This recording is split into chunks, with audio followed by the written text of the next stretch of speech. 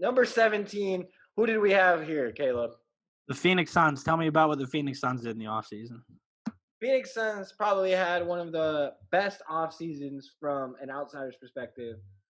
They got Hall of Fame point guard Chris Paul. They added one of the top, probably bench small forwards in Jay Crowder. I really like that pickup. They also got Dario Saric coming back this year, and they drafted Caleb's Man Crush Monday, Jalen Smith. They did lose two pieces that I thought were actually huge. Aaron Baines and Kelly Oubre. Baines is obviously not that same player that he was with Phoenix a few years ago, but I think Aaron Baines is still going to be a really good player. From what I've seen in Toronto from the last few preseason games, obviously it's preseason, but he looks good, and Oubre looks really good for the Warriors. I think Oubre is going to be huge this year. We'll talk about that more with the Warriors, but I don't know. That was a risk I think they took, Caleb. How did you feel about that? Losing Oubre, I get it. Again, overreactionary Monday. We go 8-0 in the bubble. Screw Kelly Oubre. We don't need him. Yeah, I mean, they won games without him. It's worth it if you're getting Chris Paul back. I agree. I'm not hating on that. I will do the same trade, but it is a somewhat of a significant loss, in my opinion. Hello? Huh? What? Oh, you're talking to me? Wake up! Wake the hell up! I was looking up Devin Booker's advanced stats. God damn it. God. Okay, moving on. Yeah, I mean, trading Kelly Oubre for Chris Paul kind of works, I guess. I don't know. I like Kelly Oubre's fit better for that timeline, if that makes sense. They were a fun young team. What? His age, his fit for that timeline. Like, okay. They all fit age-wise together. Trading it for Chris Paul. Granted, they didn't give up too much of a future for Chris Paul. Chris Paul's older now, though. Like, what is he, 36, 35? He's 35. Okay, so he's 35. So but they didn't give up a whole bunch for him. For years, people have been saying Devin Booker needs a point guard next to him, which I agree with a little bit. But like over the course of him kind of having to take on a point guard role, he has averaged like 6.6 assists per game over the past 2 years. And, I think Ricky Rubio was good fit for them, but I could see why they wanted to add that star power point guard and Chris Paul. Does make sense. But I think adding Chris Paul, it works. It's going to be interesting to see how they play because I think Chris Paul is at that age now where it's like, man, Chris Paul might hit a wall soon. You know what I mean? Chris Paul might hit a wall soon, and I don't know. They drafted my guy Jalen Smith. That was the one guy I looked at nonstop before the draft. Highlights, advanced stats, everything. I really like Jalen Smith. That's okay, Caleb. You can just say that you looked at I really wanted Jalen Smith on the Celtics. Actually, when they took him at 10, I deactivated my Twitter account. I was fuming. Yeah, I don't know. I think they're good. I think they'll be good. Do you think they make the playoffs? I'm going to say no, and I think that's why I have them ranked at 17th because – I'm going to say yes. See, you can't do this because I can. Oklahoma City, they're not making the playoffs next year. Okay, we're going to go in. We'll get into that in a second. All right. Give me the list now, Amir. I want it now. All right, here's the list. First, the Lakers. Yes or no? No. Clippers. No. Denver. No. Houston. No. Oklahoma City. Yes. Utah. No. Dallas. No. Portland. Yes. Dude, Portland's done. Portland's done. Their time's come and gone. It's Damian Lillard and CJ there now. You can't say that we have them ranked. Caleb, you cannot say this when we have them ranked 11th. You did. You ranked them that high. I didn't. Yes, we did this. We did this together. Nah. They're going to get a playoff. They're going to get a play-in game again. I'll say that. They get a play-in game again. So they're not going to be an 8 seed, though. We count that as the playoffs, for Christ's sake. It counts as a playoff game. Okay, if you say that, then I agree with you. I think they'll make the play-in game, too. I don't think they're going to make an 8 seed by any means. I see Portland pushing up on the list. They'll probably fit where Utah and Oklahoma City is. Who Utah takes the last play? Who takes the last playoff game then? Because assuming Oklahoma City's out, who do you think gets that 8 seed? That's tough. Sacramento? Say that with a straight face. Sacramento? I hate you so much. I could see New Orleans possibly making it. That's fine. I'm fine I with don't that. know though, because Phoenix to me is a better team right now. Phoenix has the experience. Yeah. With Chris Paul though. But Phoenix gets one injury, Chris Paul gets hurt, and then what? They're done to me. Like Chris Paul is older. It's very possible he does get hurt a little bit. There's a lot of things I want to talk about with Phoenix. So we'll go back to what we think with their record wise. I will say this: their 8-0 bubble run, very overrated. It was cool, but like the way fans are acting now, like, oh, they're a gimme for the playoffs. Like, nah, like you got a ways to go. You did improve your roster, but you still got a little bit of a way to go. It's not a guaranteed shot to the playoffs like people are acting.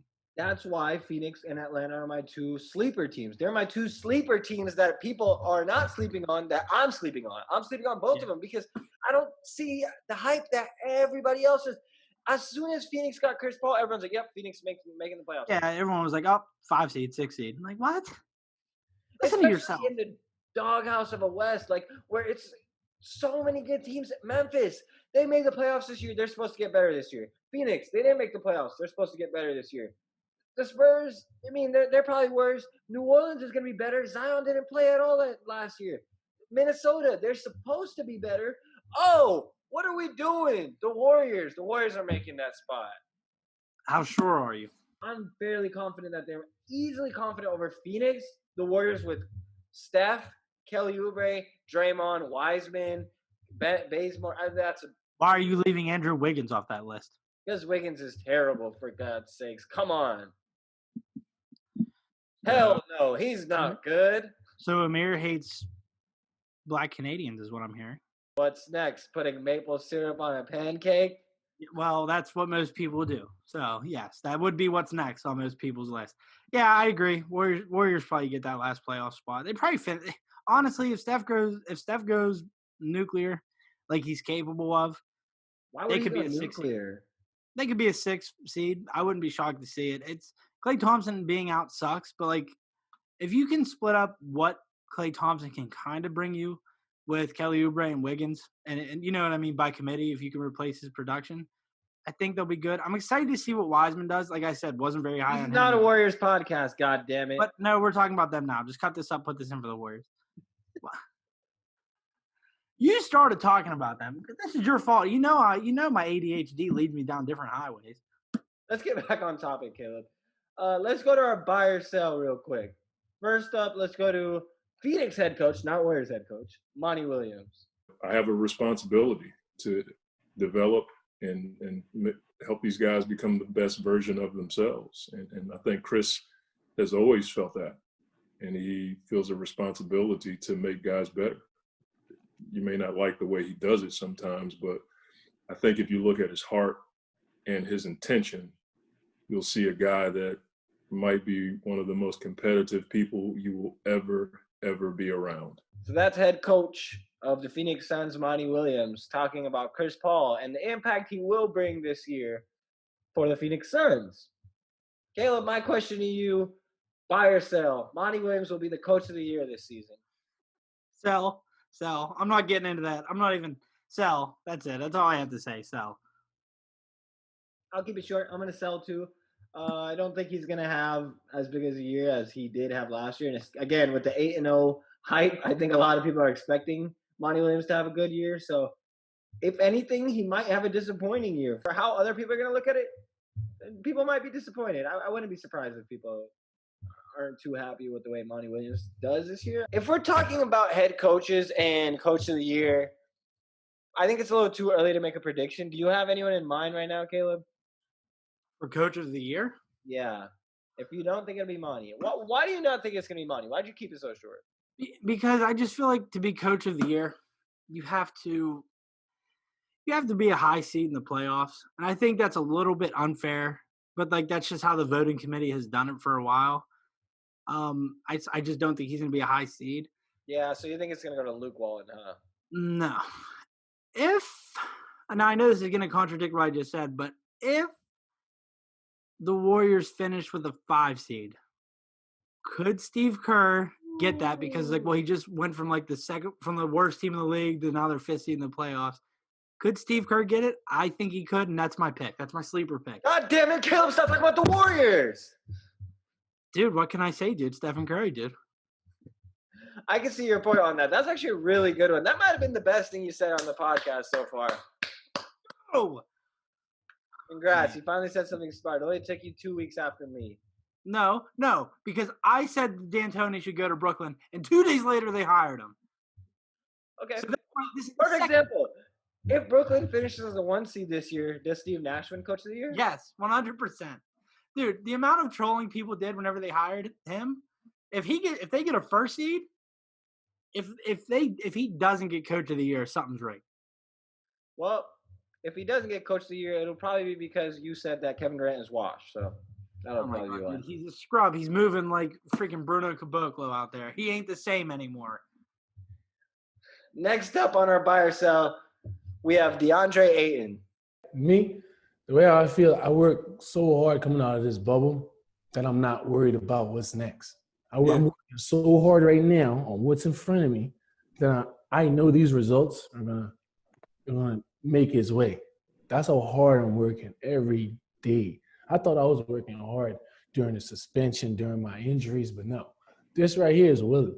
It's just me on the regular. Coming out of that bubble, it did something to me, like working every day, being this professional, having this professionalism of being a professional I am, and just, embracing that, and actually, approaching my craft seriously, like to the point where it's like, dude, if you're not with this and you my friend, get out of here. You know what I'm saying? That's where I'm at. There's DeAndre Ayton, who's built different, according to him. He said the bubble really changed him up. He said he's a whole new man, Caleb. Fire sale. DeAndre Ayton will be a max player by the end of this season. That's a really tough one. I'm using my hold on this one because No. Here's my thing. A team like Phoenix, who just picked up Chris Paul, they're winning now, right? Typically, when you sign fringe max players like DeAndre Ayton, who you can make arguments for either way, typically you're still a young team, so you can afford to pay for potential.